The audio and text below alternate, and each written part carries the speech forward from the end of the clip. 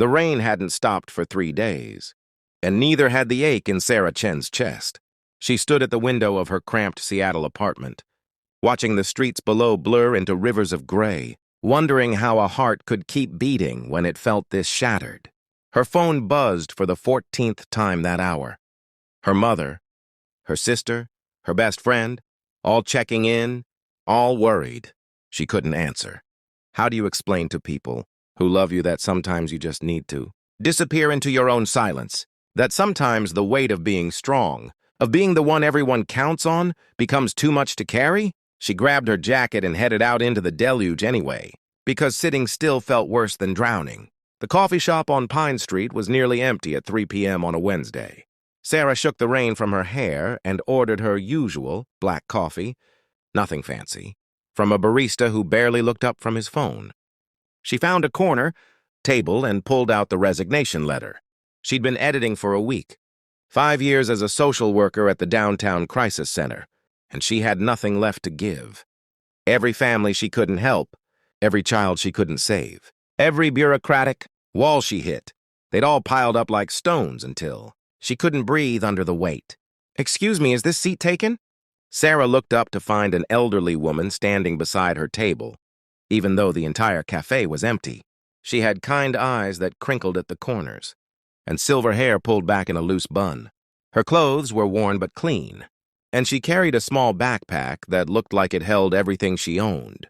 No, go ahead," Sarah said, quickly folding her letter. The woman sat down with a grateful sigh, cradling a cup of water between weathered hands. She didn't order anything else, Sarah noticed. Just water. They sat in silence for a few minutes before the woman spoke again. "You have the look." "What look?" Sarah asked, not really wanting to engage but finding herself curious despite her exhaustion. The look of someone carrying the world. "I used to have it too," the woman smiled, and somehow that smile contained both deep sadness and inexplicable joy. "I'm Margaret." "Sarah. Pretty name, biblical, means princess, you know." Sarah almost laughed. "I don't feel much like a princess these days." Margaret studied her with those knowing eyes. "Let me guess. You spend your days trying to fix things that feel unfixable. You lie awake at night wondering if you're making any difference at all. You give and give until there's nothing left. And then you feel guilty for being empty." The accuracy of it hit Sarah like a physical blow. Tears pricked her eyes before she could stop them. "How did you—" "Because I was you, honey.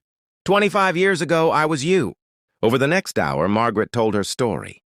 She'd been a nurse in the pediatric oncology ward at Children's Hospital.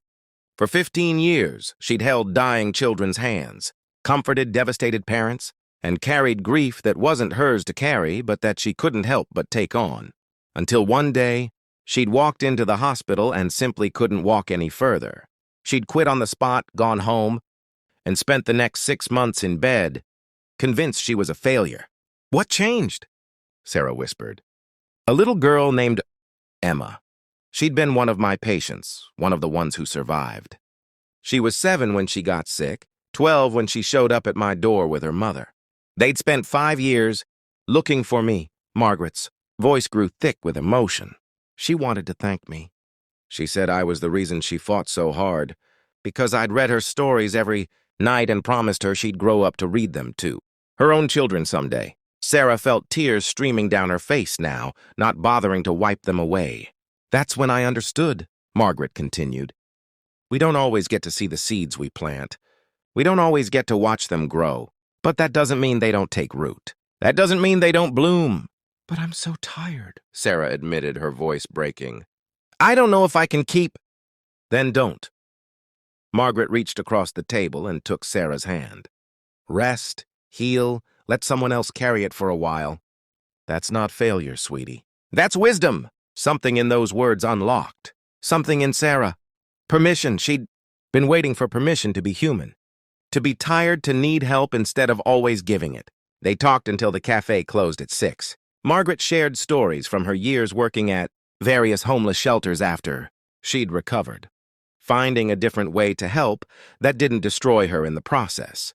Sarah found herself opening up about cases that haunted her, about the teenage girl she couldn't get placed in a safe home, about the family split apart by a system that moved too slowly. When they finally stood to leave, Sarah impulsively asked, "Can I buy you dinner? There's a diner around the corner." Margaret's eyes grew misty. "I'd like that very much." Over burgers and fries? Sarah learned that Margaret had been living in her car for the past 3 months after her rent increased, beyond what her Social Security could cover. She'd worked her whole life, given everything to others, and now she was one of the invisible elderly, slipping through the cracks she'd once tried to mend. The irony wasn't lost on either of them. "Come stay with me," Sarah said suddenly, surprising herself. "I have a couch. It's not much, but it's warm and dry, and I couldn't. Please, you just gave me the most valuable thing anyone's given me in years. Let me give you something in return." That night, Margaret slept on Sarah's couch while Sarah lay in her bed, staring at the ceiling with a strange feeling in her chest. It took her a while to recognize it: hope. Over the next few weeks, something shifted. Margaret stayed, and slowly, the apartment that had felt like a prison began to feel like a home.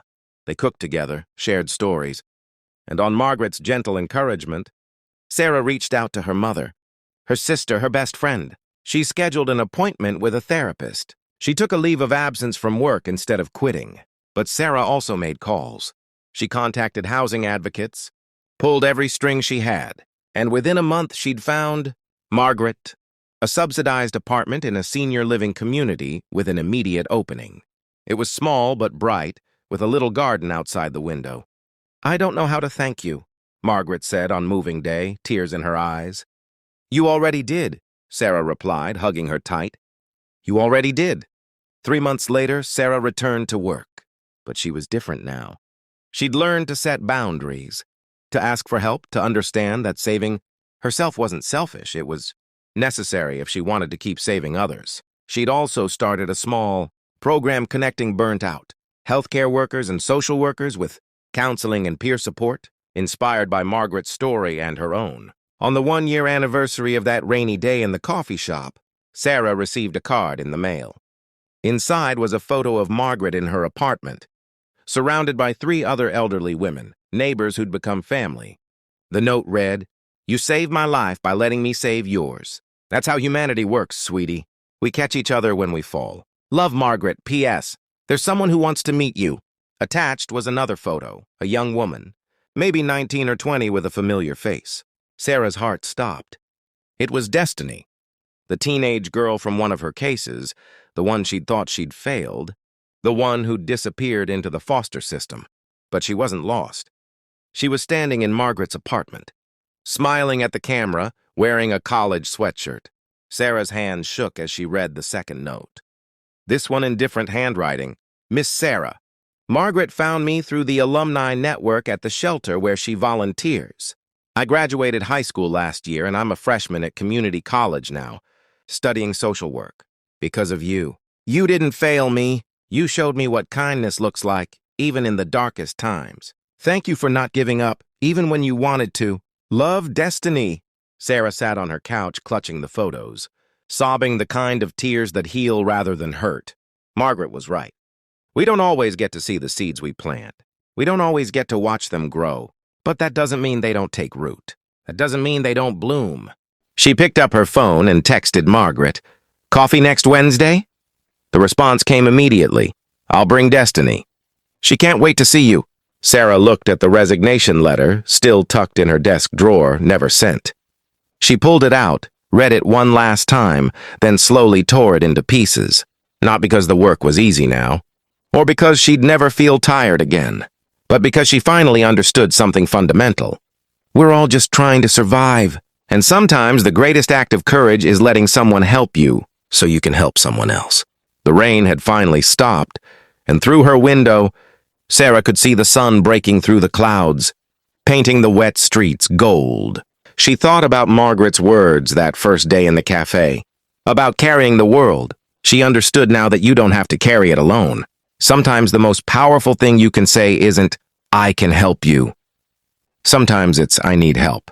And sometimes the person you save ends up being the one who saves you back. That's the beautiful, messy, heartbreaking, and hopeful truth about humanity. We're all just reflections of each other's pain and potential. Mirrors showing us what we could become if we just had someone believe in us, help us see us. Her. Not her specifically, but her, every woman, every person who gives until they break, who loves until they hurt, who tries until they can't try anymore, and then finds, in their darkest moment, that they were never as alone as they thought. That someone, somewhere, was waiting to catch them when they fell, just like Margaret caught Sarah, just like Sarah caught Margaret, just like they would both catch Destiny and countless others in the years to come. Because that's what we do. That's who we are when we're at our best. We catch each other. And we call it kindness, but really it's just survival. Beautiful, necessary human survival.